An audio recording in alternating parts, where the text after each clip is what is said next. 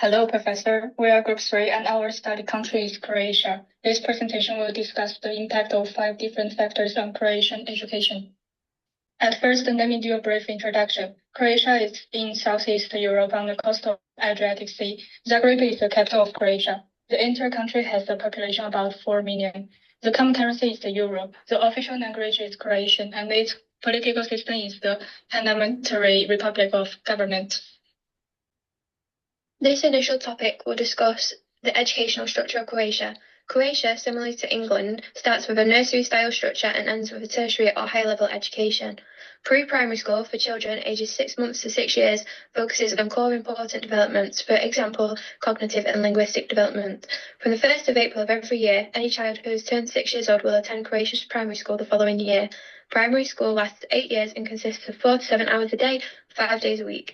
After the 6 years of primary school, the children of Croatia can either enter traditional or vocational high schools. Traditional high schools last for 4 years and encompasses the generic high school subjects such as English, maths, and give students the help needed to enter higher education. In comparison, vocational high schools can last between 1 and 5 years, teaching children hands-on subjects such as engineering, hospitality, and catering, teaching children so they can immediately enter the job market after graduating high school.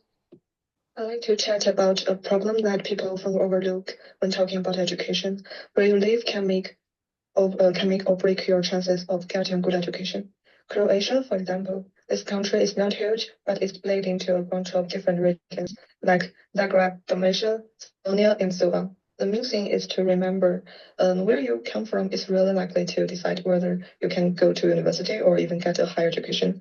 Why most of universities are in cities like Zagreb or Split, even though more than 30% of the country's population is in rural areas, they still have to deal with a lot of practical problems. For example, there are not many schools. People have to travel far to get to work. There are not enough resources, and families and the society do not support education enough.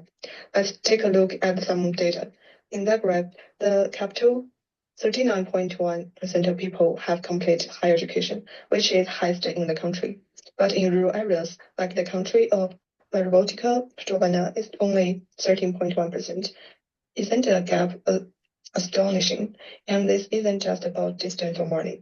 Culture is a factor too. In some rural areas, getting a degree is not seen as essential, and a lot of people start work early. This traditional idea also limits what children can choose to do without them realizing. So it's true that there is a real difference in educational opportunities based on where you live. Talent is everywhere, but opportunities are few and far between. Where you live can have a big impact on what you achieve in life.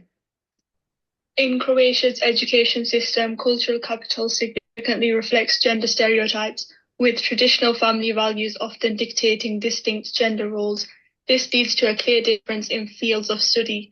For example, a higher number of males enroll in polytechnic institutions that offer programs like ICT, which aligns better with their interests.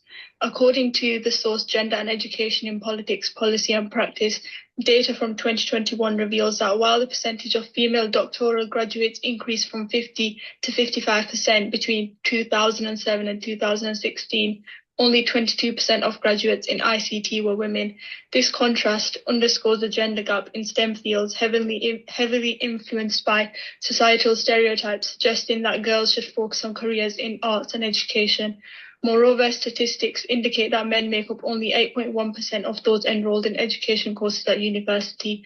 Boys are often steered towards engineering, reinforcing the idea of men as providers, while girls are encouraged to pursue teaching, which aligns with the expectations of women as nurturers. Ultimately, these cultural and societal pressures significantly shape educational choices and pathways, deeply rooted in a patriarchal family structure. Now let's talk about Croatia's economic policy on education, which can be divided into 3 key stages. The first stage was around the 2008 financial crisis, which led to the national education spending decrease, and it became harder for low-income students to access scholarship. According to the data, only 13% of them received the state-funded aid by 2011. Because of financial pressure, the government began promoting the performance-based funding model for higher education, aiming to allocate resources more precisely. The second stage took place from 2013 to 2014. The EU played a major role in supporting Croatia's education reform. Croatia received the funding through the IP program, and much of it was toward modernizing the education system.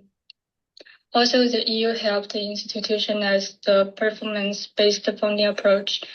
In 2014, Croatia also joined the Erasmus program, which expands international learning opportunities and promotes practice-oriented teaching.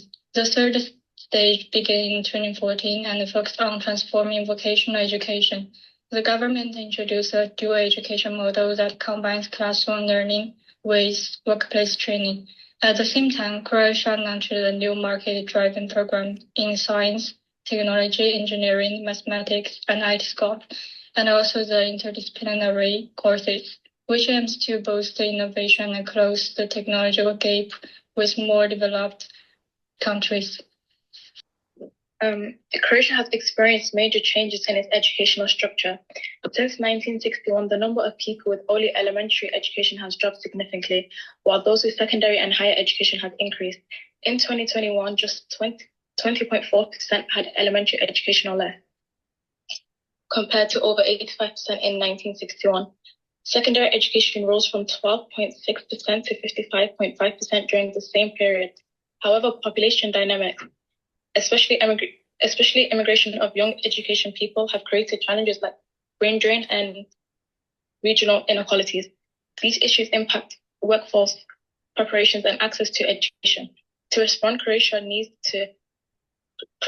policies that improve access, increase in adult learning, and better align education with labour markets needs, ensuring a fairer, more effective system for the future. Here is our references. And thanks for listening.